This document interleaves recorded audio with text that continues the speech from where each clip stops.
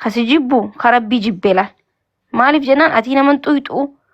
أتي وان بلستين قبضو كنو نما جرينيا وفي سلا نمني جرينيا وفي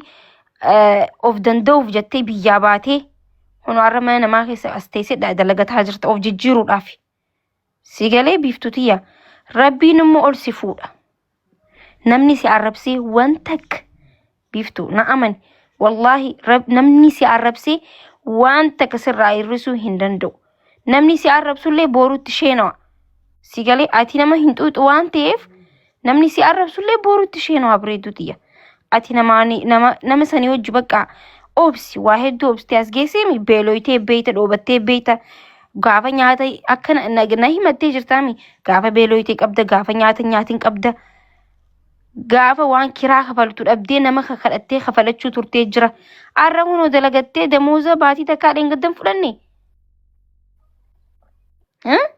gammanni gaafa damooza fudhattu san gammadee arkiteemi gammaddee jirta damoostanya guddoo rabbi si haa godhu biiftuutiyya sheenee wad kana booda gabbaatee inuma waan arrallee yoo barbaadde namni si arrabsu tokkoo miti kumni gabbee yoo si arrabse ati rabbitti kanne jecha jau nama rabbi sodaatuuf ፈጣሪን ለሚፈራ ሰው በጣም ከባድ ቃል ናት በነገራችን ላይ እኔ አንቺን ለፈጣሪ ሰጥቻለሁ የምትለው ቃል አላህን ለሚፈራ ሰው በጣም ከባድ ናት ወላሂ namni rabbitti si kenne jechuun bar onne isarraa yoo si kenne namni sun rabbii hojii waan ati inni qabuun beetu waan ta'eef nama san daftee dhiifama ofirraa gaafachuu qabda akka nuti beenutti akka amantii keenyatti jechuudha. Si galee miti kanaafuu ati isiis rabbi haa qajeelchuu haadha isiitis hin arrabsiin abbaa isiitis hin arrabsiin isiis hin arrabsiin isii rabbi haa qajeelchuu obboleettii koo ati dalagaa kan kee qofa dalagadhu hammeenya isiitis hin barbaannu nuti ishee haajiraattu bakka dalagaa kee dalagadhu biiftuuyee kanuma siin jechuu barbaade haadhatiyya soomanni nukkee amma waan ati jettillee inni dhugaa dubbanni hodhate akka keessa kona dhukkubutti anotoo lubbuu korratti dabarse kaa'e sooma miti sinitti mi'aani ergammaa kidha walitti dhaadheen jireenya dhugaa jammareen beetti isheen ammataan kuuwwii gidhannaachuu jammare ergan ishiidha walitti dhufeedha hin agartanii turtan hundi keessan dhufeettu namni miidiyaa kanarratti nan beekneen jiru garuu immoo ani warra jireenya dhugaa nan jammara nan jiraadha jedhan kaleessallee baalageen turre gaa'es yemirreen nokiroo maakin beetti sa'aatii ishii naa dabalte manuma keessan jira oonkaan immoo ijooluma bira dhaqeen argiti sanarraan kanaafe biiftuun guyyaa tokko kan taanetti ishee argaa geetaan giseen biyya jiru hundoo kanaan sa'aatii nyaatte buddeen ittiin alaalti ooyyatiiji maatii koo akkam jirtu lubbuu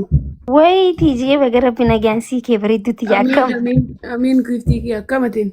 siyaa guddattu bikkaan siyaa geessu nagaa wallahi amiin koodeeti jirtu jirra bareeddutti yaa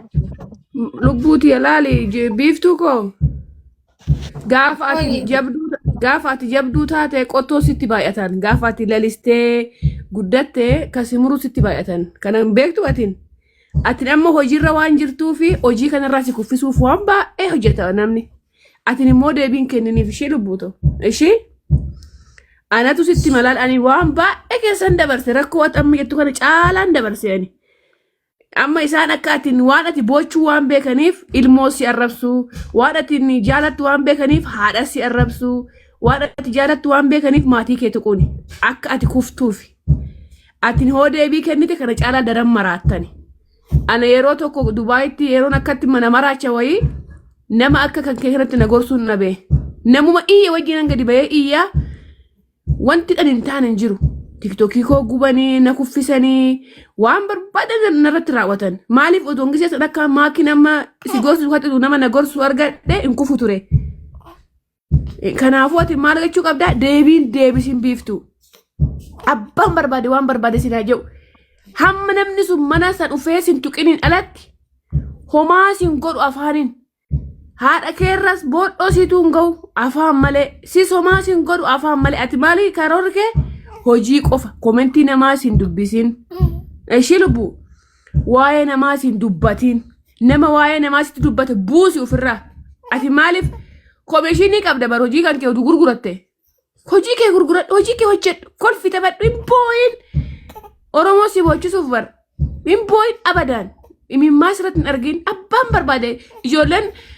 sababa waraana kanaatiin odoo biyya arabaa hojjettu atillee laal awwaaltee ufte kan haadha fi abbaa fi maatii fi guutuun awwaalintu jira biyya imaraatii kana keessa biyya oromaa kana keessa bakka hunda kan haadha abbaa isaa zarii isaa bakka takkatti hin argintu jira obsaniiti ishee lubbu hin boo'in bakka hojii kee hojjetan amma kormittii taate damoostanyaa taate diraamni cammare tukratti hojii katirratti ishee lubbuu ta'u.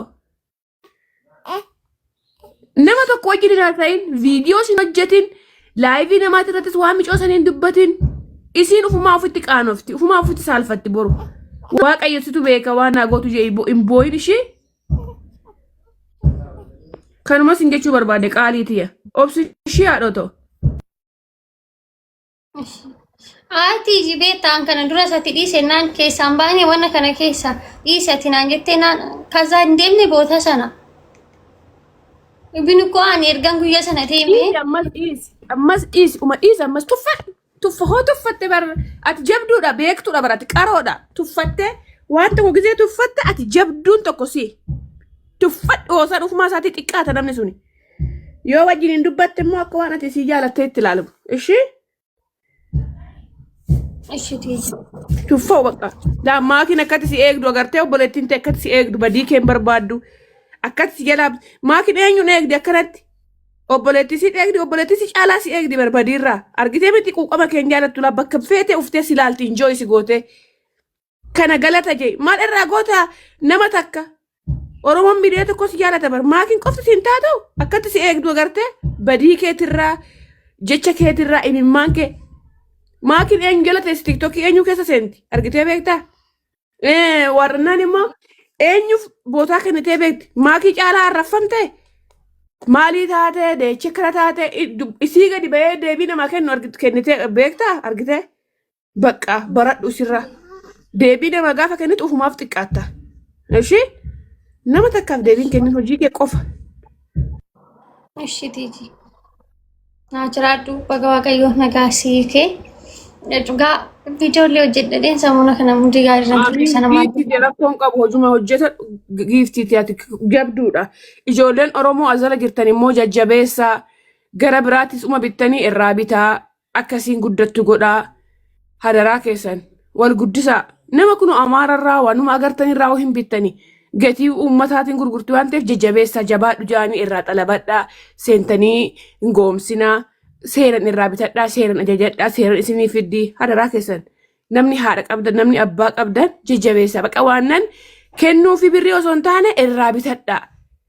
amma siilaa birrii isin kadhataan jirtu irrumaa bitaa baqa seenatiin jooyi godhaa irraa bitaa biddeena irraa bitadhaa ramadaanni dhufe shiroo barbaree irraa bitadhaa. Ishii isinan jaaladha ijoollee Oromoo hundi keessa warra zala jirtan. Hullee si jaalannu hundi keenya si jaalannu baay'ee si jaalannu naa jiraadhu. Bakka anaara fuuhoo bakka akkumatti si harkisii wanti ijooshis ishee lolu saniif seenee soomana booda xiroo waan dalaguuf rafuun qabaa kana booda irra deebiin ishee biiftuye yoo namni si arrabsu jiru mana banatee achii si arrabsaa jiraatanillee numa oobsi ishee namni oobsee waan bikka guddaa gaa tolee namni nauma jarjaruutu waan taan irra bu'aa malee namni oobsa qabu namni callisu gizee hunda bikka gaariitti hin arka. Ana kama kitti jechu nammoo 400 seenu deemti guys follow godha 400 galchaani miiliyoona takka yeroo gabaabaa keessatti sin ta'u manni si jaalata wallahi.